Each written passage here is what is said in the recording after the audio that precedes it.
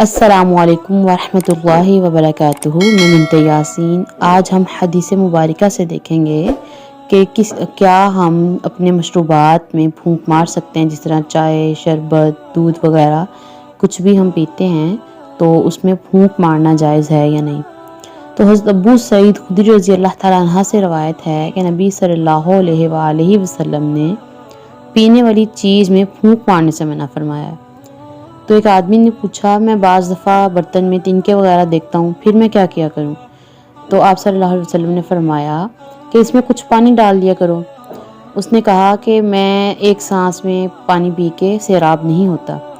آپ نے فرمایا پس اس وقت تم اپنے منہ سے برتن کو ہٹا لیا کرو، یعنی کہ 2 سے 3 سانس میں پانی پی لیا کرو۔ تو اس حدیث مبارکہ کو ترمذی میں روایت کیا گیا ہے۔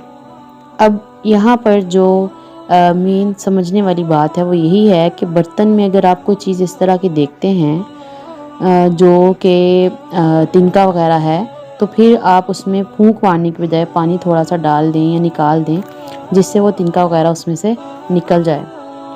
اگر تو قیمتی مشروب ہے، جس طرح گھی یا دودھ یا کوئی ایسی چیز ہے اس میں تنکا وغیرہ گر گیا ہے، یا پھر کوئی ایسی چیز گر گئی ہے جو نامناسب ہے، تو اس کو چمچ وغیرہ سے نکال لینا بہتر ہے، بجائے اس کے کہ اس پوری کھانے والی چیز کو خراب کیا جائے۔